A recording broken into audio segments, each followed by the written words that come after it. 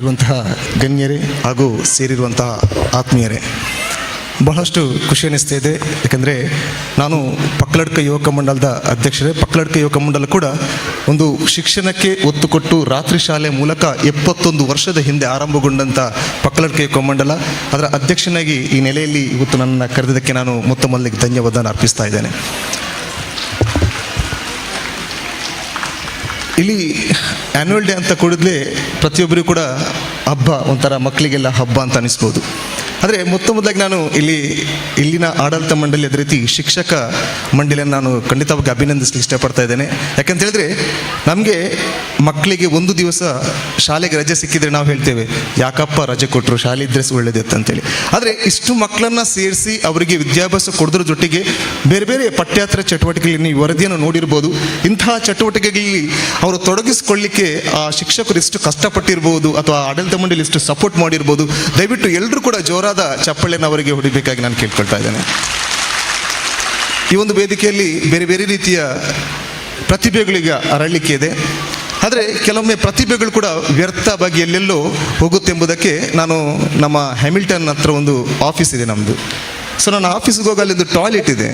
So ಪ್ರತಿಭೆಗಳು ಎಲ್ಲಿರುತ್ತೆ ಅಂತ ಹೇಳಿದರೆ ಅಲ್ಲಿ ಒಬ್ಬರು ಬರೆದಿದ್ರು, ಯಾರಂತೂ ಗೊತ್ತಿಲ್ಲ, ಹೋಗೊಂದು ಚಾಕಲ್ಲಿ ಬರೆದಿದ್ರು, ಆಚೆ ನೋಡು ಅಂತೇಳಿ ಒಂದು ಆ್ಯರೋ ಮಾರ್ಕ್ ಹಾಕಿದ್ರು. ಆ ಕಡೆ ನೋಡುವಾಗ ಅಲ್ಲಿ ಒಂದು ಆ್ಯರೋ ಮಾರ್ಕ್ ಹಾಕಿದ್ರು, ಈಚೆ ನೋಡು ಅಂತೇಳಿ. ಅದೇ ರೀತಿ ಆಚೆ ನೋಡು ಈಚೆ ನೋಡು ಅಂತ ನನ್ನ ಟಾಯ್ಲೆಟ್ಗೆ ಒಳಗಡೆ ಕೊಂಡೋಯ್ತು.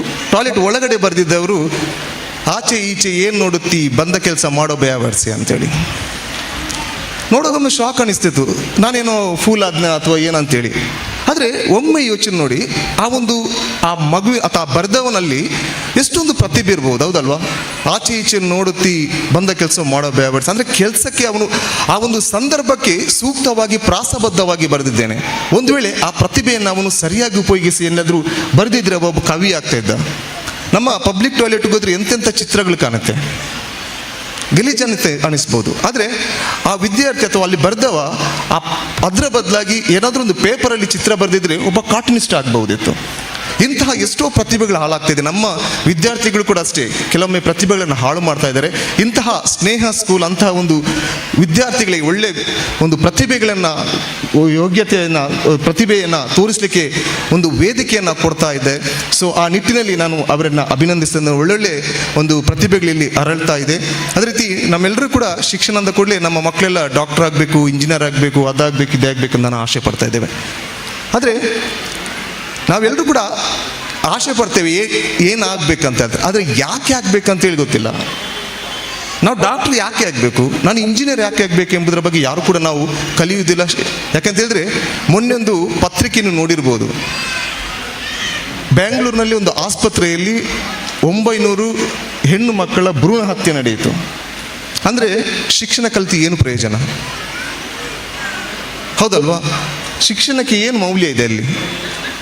ಹೆಣ್ಣು ಮಕ್ಕಳ ಭ್ರೂಣ ಹತ್ಯೆ ಈ ಇತ್ತೀಚಿನ ಕಾಲದಲ್ಲಿ ಕೂಡ ನಡೀತದೆ ಅಂತ ಹೇಳಿದರೆ, ಸೊ ಮಾನವೀಯತೆ ಇಲ್ಲದ, ಮೌಲ್ಯ ಇಲ್ಲದೆ ಯಾವುದೇ ಶಿಕ್ಷಣ ಕೂಡ ಅದು ಶಿಕ್ಷಣ ಅಂತ ಹೇಳಿಕೆ ಅವ್ರು ಡಾಕ್ಟರ್ ಆಗಿರಲಿ, ಇಂಜಿನಿಯರ್ ಆಗಲಿ ನಾನು ಯಾವತ್ತೂ ಕೂಡ ಒಪ್ಪೋದಿಲ್ಲ. ಸೊ ಅಂಥ ಮೌಲ್ಯಯುತವಾದ ಶಿಕ್ಷಣವನ್ನು ಈ ಸಂಸ್ಥೆ ನೀಡ್ತಾ ಇದೆ. ಸೊ ಅದೇ ರೀತಿ ನಾನು ಹೇಳ್ತಾ ಇದ್ದೇನೆ, ಈಗೆಲ್ಲ ನಮ್ಮ ಒಂದು ಫ್ಯಾಷನ್ ಆಗಿಬಿಟ್ಟಿದೆ, ದೇಶ ಸೇವೆ ಮಾಡಬೇಕು, ಸಮಾಜ ಸೇವೆ ಮಾಡಬೇಕು, ಅದೊಂದು ಫ್ಯಾಷನ್ ಸೇವೆ ಒಂಥರ ಫ್ಯಾಷನ್ ಆಗಿಬಿಟ್ಟಿದೆ. ಸೊ ನಾನು ಹೇಳ್ತಾ ಇದ್ದೇನೆ, ದಯವಿಟ್ಟು ಅದು ಸೆಕೆಂಡರಿ, ನೀವು ದೇಶ ಸೇವೆ ಮಾಡಿ ಅಥವಾ ದೇಶ ಸೇವೆ ಮಾಡಬೇಡಿ ಅಥವಾ ಸಮಾಜ ಸೇವೆ ಕೂಡ ಮಾಡಿ. ಮೊದಲಾಗಿ ನಮ್ಮ ಮನೆಯನ್ನು ನಾವು ನೋಡ್ಕೊಳ್ಳೋಣ. ನಮ್ಮ ಮನೆಯಲ್ಲಿರುವಂಥ ನಮ್ಮ ತಾಯಿಯನ್ನು, ತಂದೆಯನ್ನು, ಅಕ್ಕ ತಂಗಿಯರನ್ನು, ನಮ್ಮ ಮನೆಯನ್ನು ನಾವು ನೋಡಿಕೊಂಡ್ರೆ ನಮ್ಮ ಮನೆಗೆ ಸಮಾಜ ಸೇವೆ ಮಾಡಲಿಕ್ಕೆ ಇನ್ನೊಬ್ಬರನ್ನು ಬರುವ ಅವಕಾಶವನ್ನು ನಾವು ಯಾವಾಗ ಕೊಡೋದಿಲ್ಲ, ಆವಾಗ ಮಾತ್ರ ನಿಜವಾದ ದೇಶ ಸೇವೆ ಆಗುತ್ತೆ, ನಿಜವಾದ ಸಮಾಜ ಸೇವೆ ಮಾಡಲಿಕ್ಕಾಗುತ್ತೆ. ಅದಕ್ಕೋಸ್ಕರ ದಯವಿಟ್ಟು ನಮ್ಮ ಮನೆಯನ್ನು ನಾವು ನೋಡ್ಕೊಳ್ಳಿ. ಯಾಕಂದರೆ ನನ್ನ ಮನೆ ಕೂಡ ಇರೋದು ಈ ದೇಶದೊಳಗಡೆ, ನನ್ನ ಮನೆ ಕೂಡ ಇರೋದು ಈ ಸಮಾಜದೊಳಗೆ. ಸೊ ಕೊನೆಯದಾಗಿ ನಾನು ಹೇಳಿದಾಗ ದಯವಿಟ್ಟು ಎಲ್ಲರೂ ಮಾಡಬೇಕು. ಸೊ ಎಲ್ಲರೂ ಕೂಡ ಒಮ್ಮೆ ಕೈ ಮೇಲೆ ಮಾಡಿ, ಎಲ್ಲರೂ ಕೈ ಮೇಲೆ ಮಾಡಿತು. ಓಕೆ, ನಾನು ಹೇಳಿದಾಗೆ ಮಾಡಿದ್ರಾಯ್ತು. ಎಸ್, ಕೈ ಎದುರುಗಡೆ ಮಾಡಿ, ತೋರು ಬೆರಳನ್ನು ಹೀಗೆ ತೋರಿಸ್ಬೇಕು ಎಲ್ಲರೂ. ಓಕೆ, ಎಲ್ಲರೂ ನಿಮ್ಮ ಕೆನ್ನೆ ಮೇಲೆ ಕೈ ಇಡಬೇಕು. ನಾನು ಹೇಳಿದ್ದು ಕೆನ್ನೆ ಮೇಲೆ ಕೈ ಇಡಲಿಕ್ಕೆ. ಇದು ಕೆನ್ನೆ ಅಲ್ಲ, ಇದು ಗಲ್ಲ, ಹೌದಲ್ವಾ? ಯಾಕೆ ಇದಂತ ಹೇಳಿದರೆ, ನಮ್ಮ ಮಕ್ಕಳು ಯಾವತ್ತೂ ಕೂಡ ಹೇಳಿದನ್ನು ಕೇಳೋದಿಲ್ಲ, ನೋಡಿದನ್ನು ಯಾವತ್ತೂ ಕೂಡ ಮಾಡ್ತಾ ಇರೋರು. ಸೊ ನಾವು ಏನು ಮನೆಯಲ್ಲಿ ಮಾಡ್ತೇವೆ ಅದನ್ನೇ ಮಕ್ಕಳು ತಿರ್ಗಾ ಮಾಡ್ತಾ ಇದ್ದಾರೆ. ನಾವು ನೋಡಿರ್ಬೋದು, ನಾವು ಎಲ್ಲಾದರೂ ಕಸವನ್ನು ರಸ್ತೆ ಬದಿಯಲ್ಲಿ ಬಿಸಾಡ್ತಿದ್ದೇವೆ ಅಥವಾ ಕಸವನ್ನು ಎಲ್ಲಾದರೂ ಬಿಸಾಡ್ತೇವೆ ಅಂತ ಕಂಡ್ರೆ ಸಾಕು, ಮಕ್ಕಳು ಕೂಡ ಅದನ್ನು ರಿಪೀಟ್ ಮಾಡ್ತಾ ಇರ್ತಾರೆ.